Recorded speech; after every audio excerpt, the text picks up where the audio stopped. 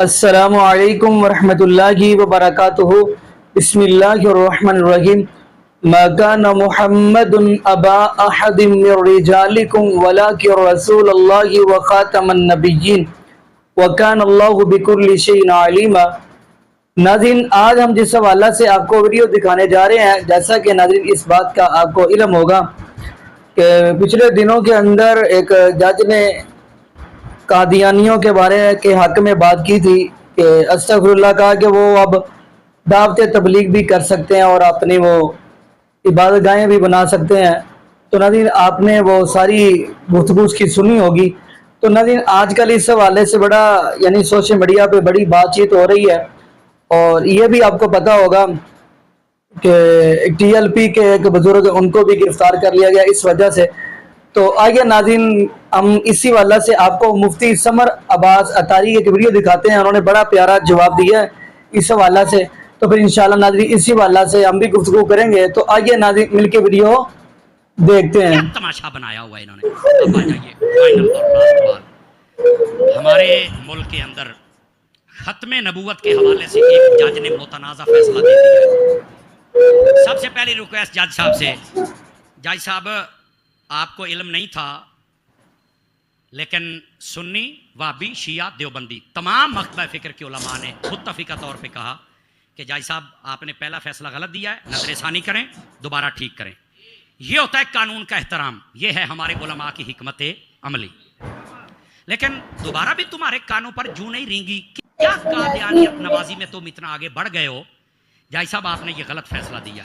मसला ये था, कादियानी ने तफसीर सगीर लिखी है जी, हमारे कुरान मजीद की तफसीर लिख कर ना उसकी तफसीर अपने मन मर्जी की है। पर्चा हो गया कि नहीं होनी चाहिए। जज साहब कहते हैं नहीं, अगर वो करना चाहें तो अपने कमरे में बैठकर कर सकते हैं। मैं कहा जज साहब आप हमें इजाजत देंगे कि असं अपनी मसीह से बह के तेरी मां भैन करिए? आप हमें इजाजत देंगे कि हम यहाँ बैठकर तेरी एक शायद छौडे पट के रख दईए? जज्जा के खिलाफ कोई ऐसी जबान इस्तेमाल इजाजत देंगे? फौज के खिलाफ इजाजत देंगे? पुलिस के खिलाफ इजाजत देंगे? पाकिस्तान वो अलग बात है, हम नहीं बोलेंगे चूंकि मुल्क हमारा है, नहीं बोल। लेकिन मेरा सवाल ये है, ये एक मुल्क है, इसके कानून है, इसका एक इज्जत है, एक वकार है। कोई बंदा पाकिस्तान में रहे और पाकिस्तान के कवानीन के खिलाफ, पाकिस्तान के जजों के खिलाफ, पाकिस्तान की फौज के खिलाफ ये बातें करे कमरे में बैठकर, तो आपको इजाजत देनी चाहिए ताकि तेनू मंड के रखे। कहना नहीं ये तो नहीं चलेगा।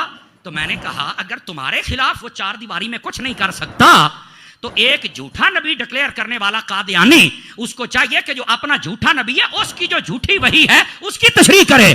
मेरा नबी भी सच्चा है और ये कुरान मेरे नबी की वही भी सच्ची है, इसकी तशरीह कोई कुत्ता काफिर नहीं कर सकता, हमेशा मुसलमान कर सकता है। ताजदार खत्म नबुव्वत, ताजदार खत्म नबुव्वत, ताजदार खत्म नबुव्वत, ताजदार खत्म नबुव्वत।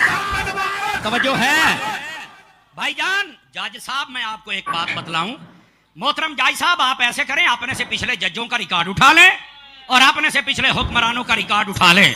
आप देख लें जिन्होंने खत्म नबूवत के साथ किसी हवाले से पंगा लिया, खुदा ने उन्हें की बात करता फरा हमारे उलमाए आले सुन्नत इसकी इजाजत ही नहीं देते। लेकिन बताओ ना, इतनी बड़ी अदालत में केस गया, अगर ये भी फैसला गलत करते आप किसके पास जाएं ये बता दो। ये बताओ किस अदालत में जाएं, किसको कहें? तुमने तो यहां बैठ के सारे केस को बदल दिया। नीचे से केस आता है सारा सही होता है, ऊपर चल के क्यों बदला जाता है?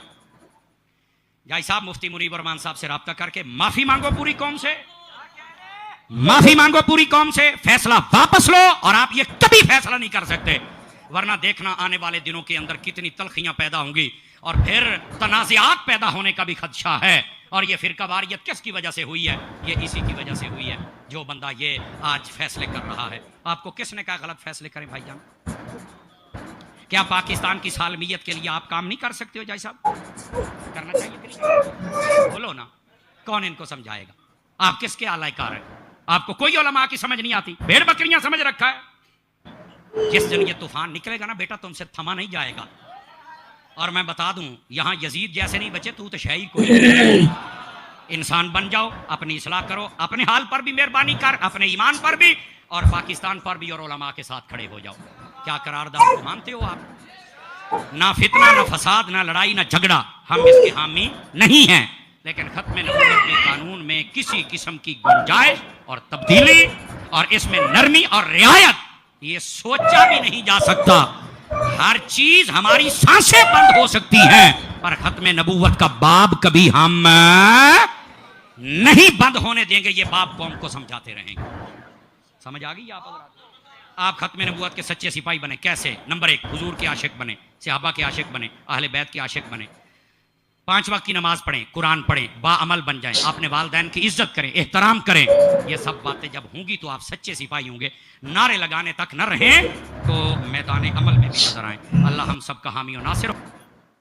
जी नाज़रीन, आपने ये वीडियो मुलाज़ा फरमाई। तो नाज़रीन देखे, कुरान पाक के अंदर भी अल्लाह पाक ने वाज़े फरमा दिया कि नबी पाक सल्लल्लाहु अलैहि वसल्लम आखिरी नबी हैं। तो जबकि नबी पाक सल्लल्लाहु अलैहि वसल्लम ने भी ये बात क्या दी, ला नबी आबादी, कि मेरे बाद कोई नबी नहीं है। जैसा कि आप जामे तिरमिज़ी की हदीस देखेंगे तो उसके अंदर नबी पाक सल्लल्लाहु अलैहि वसल्लम ने फरमाया कि मेरे बाद 30 दज्जाल आएंगे, कज़्ज़ाबूना दज्जालूना, यानी झूठे आएंगे।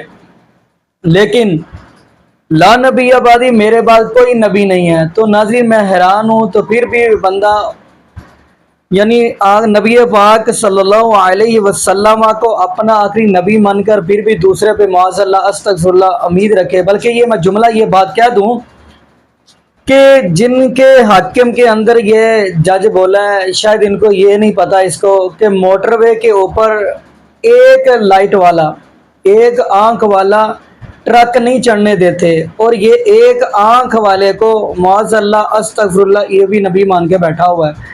तो दुआ करें अल्लाह पाक ऐसे लोगों को हिदायत नसीब फरमा दे, और ये भी दुआ करें अल्लाह पाक हमें नबी पाक सल्लल्लाहु अलैहि वसल्लम के सहाबा जैसा ईमान नसीब फरमा दे, और अल्लाह पाक हमें 5 वक्त का पक्का और सच्चा नमाजी बनाए।